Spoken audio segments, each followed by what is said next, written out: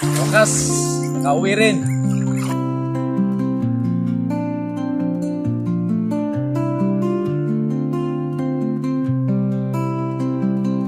Ayun Sarge, naliligo.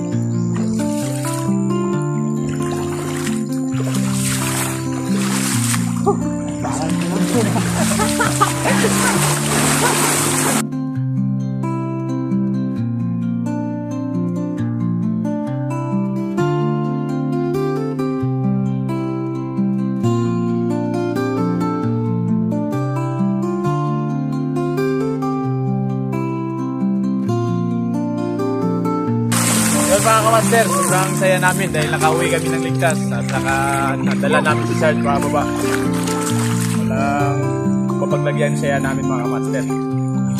Yan mga kamaster, pauwi na po kami. Abang-abang lang po sa aming mga update pagdating namin ng bayan. Dito na kami sa medyo may kalayuan pa sa lugar namin pero hindi na talagang malayo. At saka yung dadaanan namin ano pa kami, lulusong pa kami sa sapa. So ayun mga kamaster, no? Medyo malapit na tayo. Yung mga kamaster, lulusong tayo sa sapa ngayon.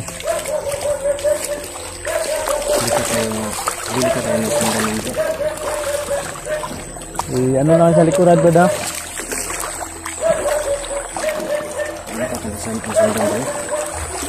Wala na, may kalayuan na tayo.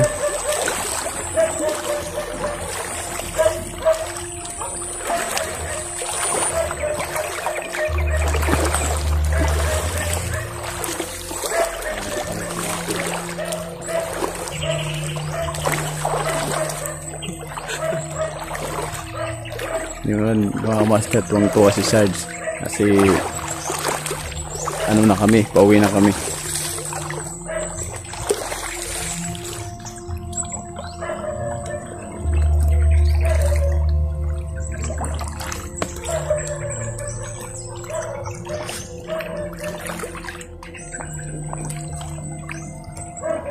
Tsaka binigyan ni ng damit.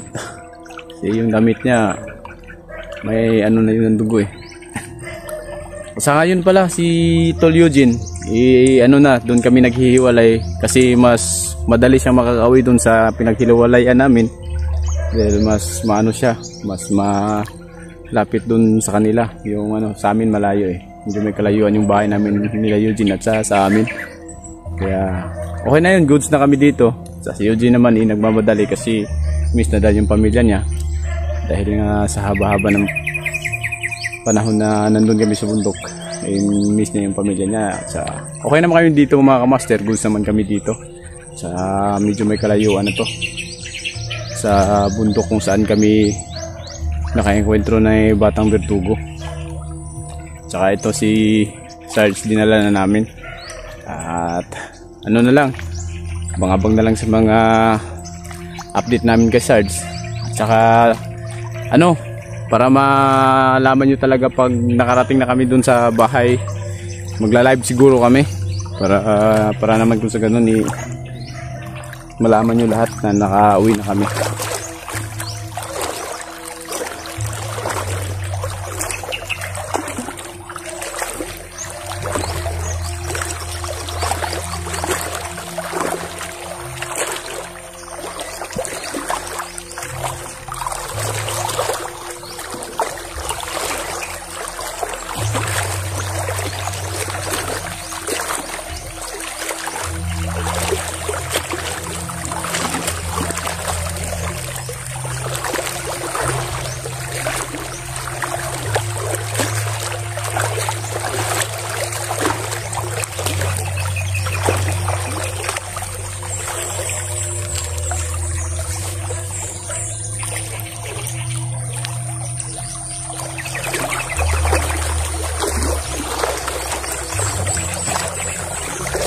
No, Sarge, gusto mong maligo, Sarge?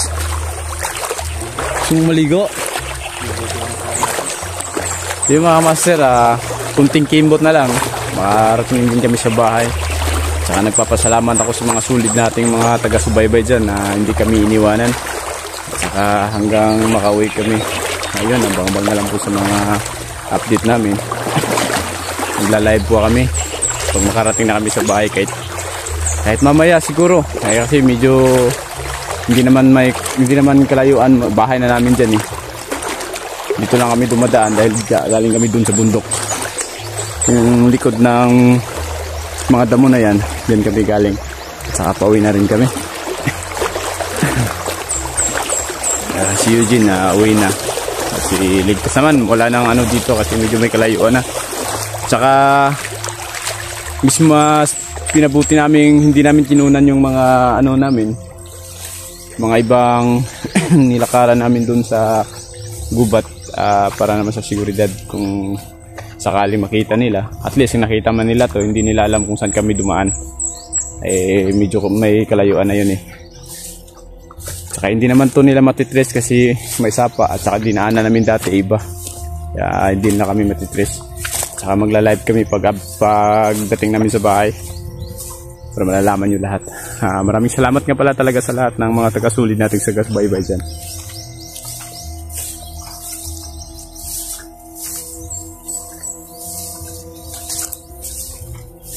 Nung pakiramdam mo, Sarge, na makakauwi na tayo? Sobrang saya po. Ha? Sobrang saya. Ayun na, Master, sobrang saya daw ang pakiramdam niya. Hindi ko nasakang makakasama ko kayo ulit. Siyempre, sasama tayo ulit. Walang iwanan to. Basta lagi lang tayong manalig sa taas. Hindi tayo pwedeng sumuko sa amo ng buhay bawat araw. Dahil may mga sulit tayong taga-subaybay na laging sinuportahan tayo. Kaya nagpapasalamat din kami sa inyong lahat. Ayun, makakahit na siguro ako ng bigote mga kamaster. Saka makapagpagupit na siguro kahit si Sarge siguro papagupitan natin pag may pera tayo. Hindi natin naman kahit kunting damit lang na nasuot natin na pero at least na nabigyan na. Oh shit.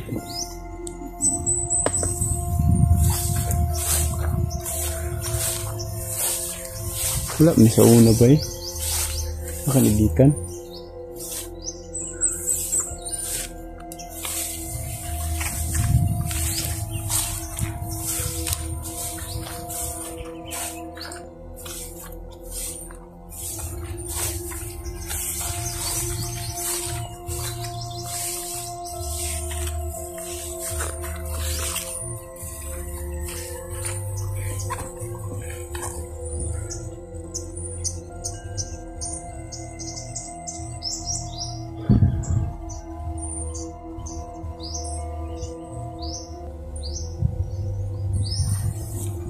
So nga pala, pinadala ko nga pala yung bago kayo din kasi hindi siya lumusob sa sapa. So maraming gamit yun. Tsaka okay naman daw sa kanya. Kaya pinadala ko yung mga bag ko. Kunin ko na lang siguro pag makarating din kami sa bahay. Kahit medyo may kalayuan yung bahay na Eugene. At least safety yung mga gamit natin dun. Tsaka si Sarge naman siguro si Sarge sa bahay siguro titira. Habang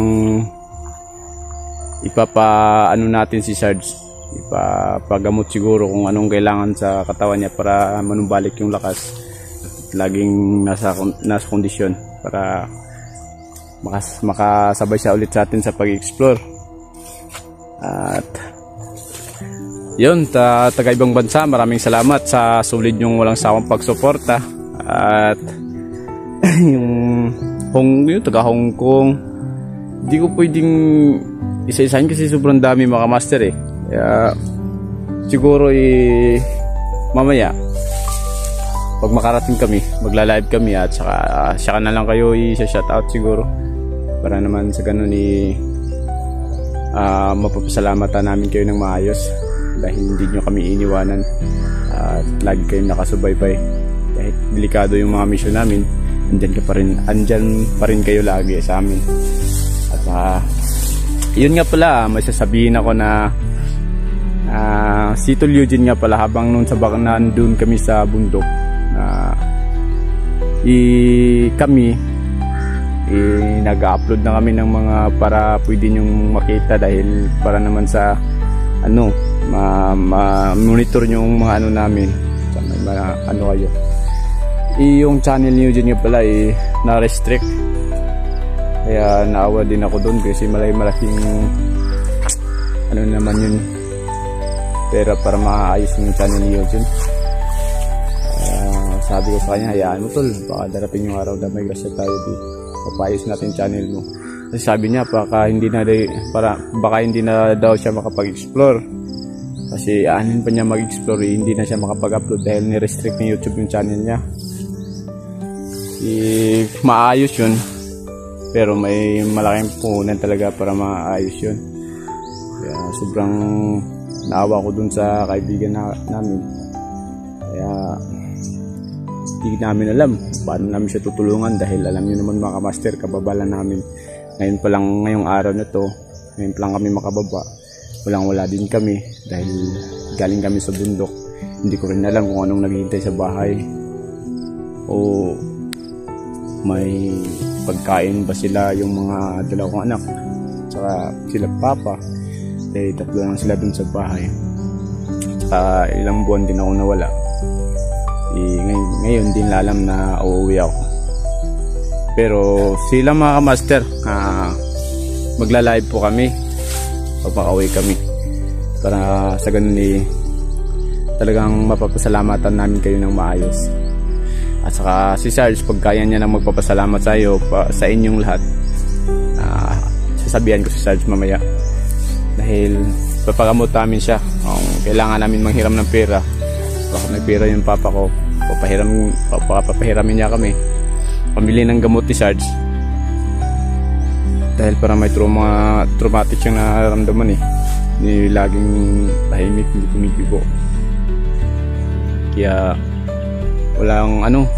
siguro walang pambili ng prutas siguro para sa katawan niya. Prutas yung mga ano lang sa katawan niya, madaling manumbalik yung lakas niya. Laging nakaano si Sarge hindi kumikibo. Pero mga master, nakita ko na siya kanina ngumingiti na. Yung nakita niya na nasa baba na kami, hindi na kami sa bundok. Nakita ko yung mukha niya na nakangiti na si Sarge. Yun, malaking pasasalamat ko din dahil nakita ko yung pagmumukha niya na ngumiti na. Saka ito na yun, yung mga request nyo lahat na sana bumaba na lang kami. At yun mga master, sinunod ko yung payo nyo. At saka pasensya nga pala sa lahat ng mga sa amin doon sa bundok, na parang sabi nyo na huwag na lang kami bumalik sa Kobo, at saka marami pang iba yung nakikita ko. Pero alam ko ano lang kayo sa amin, kumbaga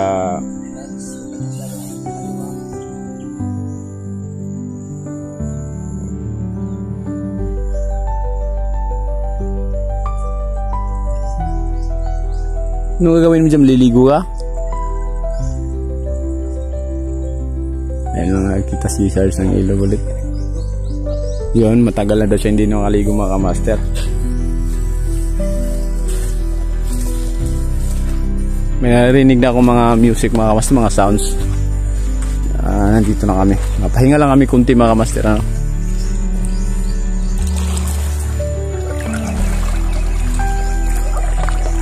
Yung bumusog na siya. Marunong ka ba lumangoy, Sarge? Ha? Lumangoy? Yun, hindi nakapapigil si Sarge mga master.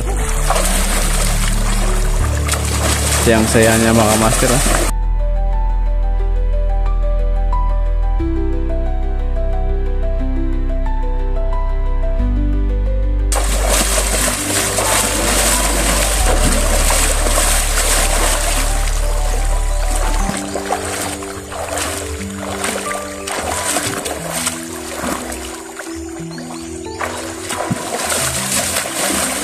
Tatawid pa tayo dun, Brad, no? Tatawid pa tayo. Dun. Patungo dun. Yung mga master, may narinig na kami mga motor dun. Tsaka lugar na namin to medyo may kalayuan na yung namin. Nilakaran namin Hindi namin yung, pasensya na mga master, hindi namin pinakita talaga, sinadya namin hindi pinakita yung mga daanan. Alang-alang mo lang sa kaligtasan din namin. Kung makikita man nila to, alam namin yung mga hukbong kilusan ay may mga contact din sa ganitong bagay, ng mga Hindi namin nakita na lang. Pero makita man nila to, hindi na kami matitres dahil iba yung iba yung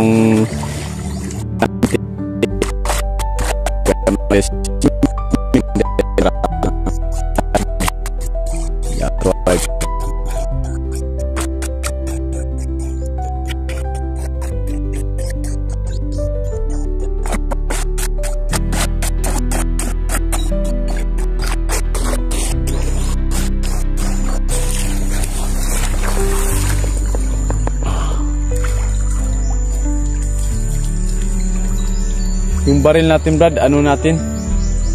Tatago natin yung baril para sa ganun hindi na makita.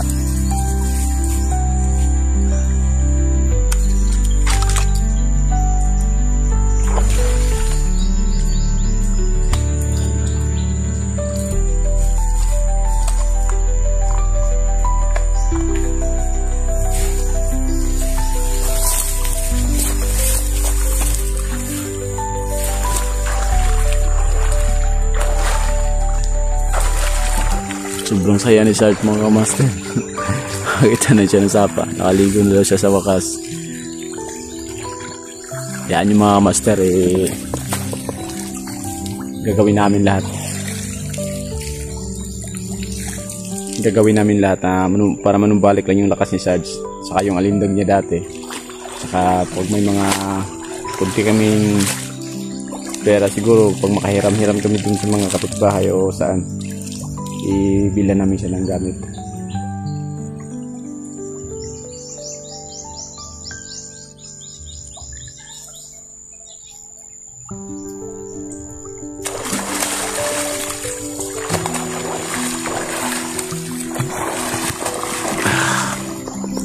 Ligo niyo bro. Ilang araw na rin kayo malaligo ba? Yan, ngumingiti na si Sarge mga master. Mapasya lagay ng tubig kapag umuulan.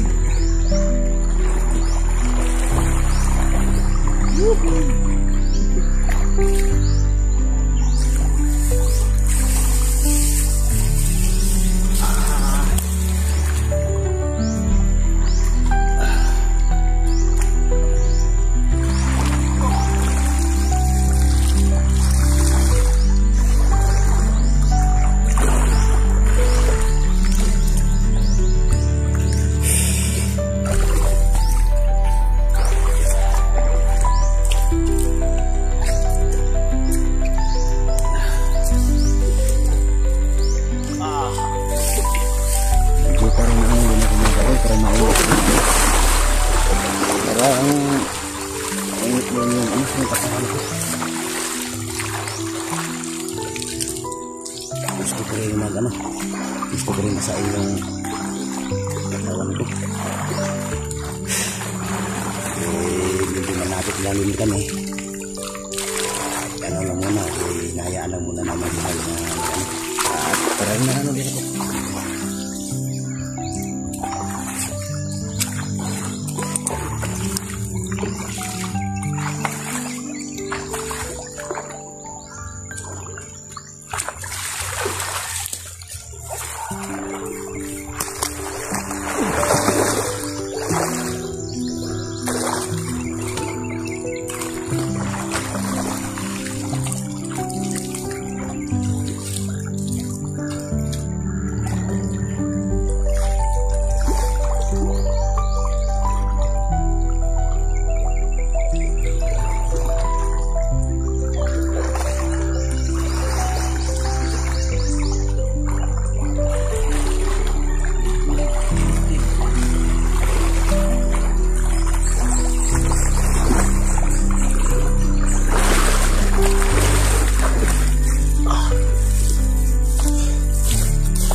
Na tubig.